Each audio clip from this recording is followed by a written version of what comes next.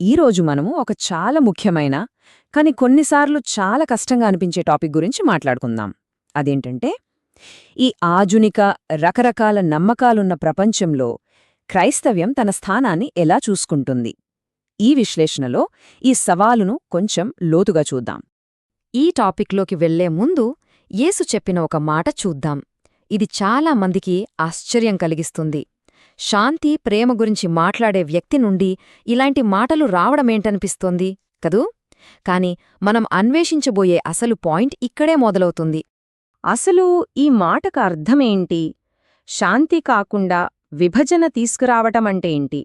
సరే, మూలపత్రంలోకి వెళ్ళి ఈ సంచలనాత్మక ప్రకటన వెనుక ఉన్న అసలు అర్థమేంటో తెలుసుకుందాం. అంటే ఇక్కడ విభజన అంటే హింసను ప్రేరేపించడం కాదు, అస్సలు కాదు. ఇది విధేయత వల్ల వచ్చే ఒక సహజమైన పరిణామం. ఒక వ్యక్తి లేదా ఒక ఆదర్శం పట్ల చాలా బలంగా కట్టుబడి ఉన్నప్పుడు వాళ్లు ఆటోమేటిక్గా మిగతా వాళ్ల నుండి వేరవుతారు. మన సోర్స్ మెటీరియల్ దీన్ని ఒక శుద్ధీకరణ తీర్పు అని పిలుస్తుంది. అంటే అవసరం లేని వాటిని కాల్చేసే ఒక అగ్ని లాంటిదన్నమాట.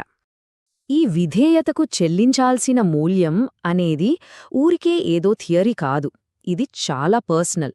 ముఖ్యంగా ఒక మతం నుండి మరో మతంలోకి మారిన వాళ్ల కుటుంబాల్లో ఇది చాలా పెద్ద గొడవలకు దారితీయచ్చు. స్నేహితులు దూరమైపోతారు, సమాజంలో గౌరవం పోతుంది, కొన్నిసార్లు ఆర్థికంగా కూడా చాలా నష్టపోవాల్సొస్తుంది.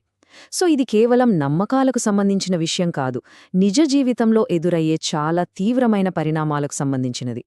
సరే, ఈ వ్యక్తిగత స్థాయిలో జరిగే విషయం అర్థమైంది. కానీ దీనివల్ల సమాజంలో ఒక పెద్ద ప్రశ్న తలెత్తుతోంది. అదేంటో ఇప్పుడు చూద్దాం. ఇదే మన చర్చకు గుండకాయలాంటిది.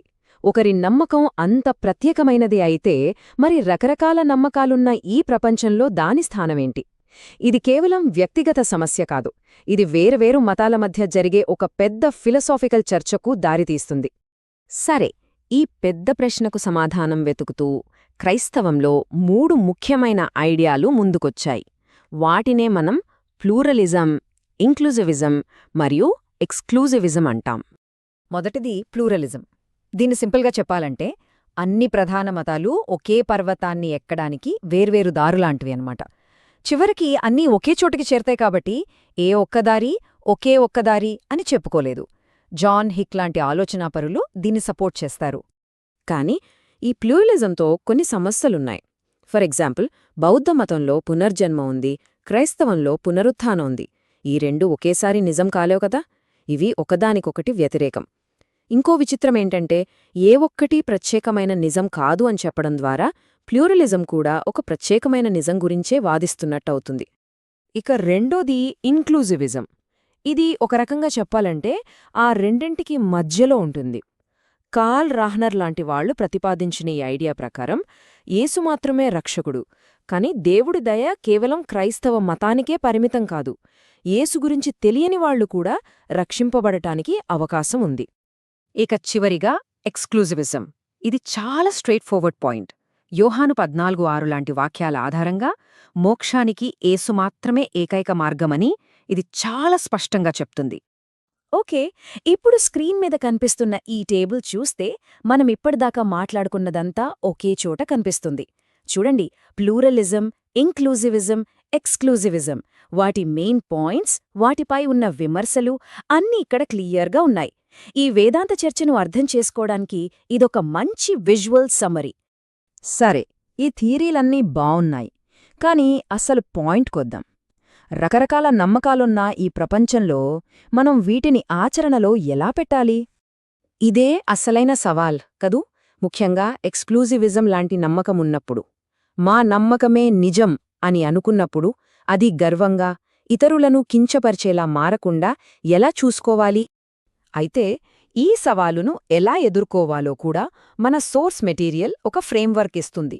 అంటే బలమైన నమ్మకాన్ని వినయంతో ఎలా బ్యాలెన్స్ చెయ్యాలో చూపిస్తుంది. అది ఎలాగో చూద్దాం. ఫస్ట్, మనకి తెలిసిందే చాలా తక్కువ అని ఒప్పుకోవాలి.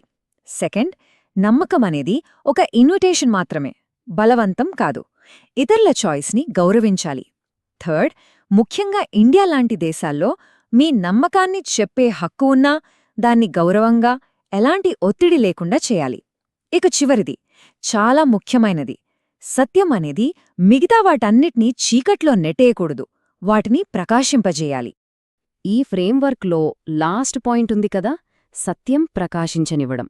అది చాలా పవర్ఫుల్ ఐడియా. దానిని ఇంకా బాగా అర్థం చేసుకోవడానికి ఒక గొప్ప రచయిత చెప్పిన మాటలు చూద్దాం. ప్రముఖ రచయిత సిఎస్ లూయిస్ ఈ ఐడియాని ఎంత అద్భుతంగా చెప్పారో చూడండి. ఆయనేమన్నారంటే, చూసారా, ఇక్కడ పాయింట్ ఏంటంటే తొలగించడం కాదు, ప్రకాశింపచేయడం. అంటే ఒక సత్యం తెలిసినప్పుడు అది మిగతా వాటిని తప్పు అని కొట్టిపారేదు, బదులుగా ప్రపంచాన్ని ఇంకా క్లియర్గా, ఇంకా లోతుగా చూడ్టానికి లైట్లాగా ఉపయోగపడుతుంది. సో మనం ఈ ప్రశ్నతో ముగిద్దాం. మనకున్న బలమైన నమ్మకం మన ప్రపంచాన్ని చిన్నదిగా కాకుండా దానికొక ఫోకస్ తీసుకురావాలంటే, దాన్ని సరిగ్గా చూడ్టానికి సహాయపడాలంటే ఏం చేయాలి? దీని గురించి ఆలోచించండి.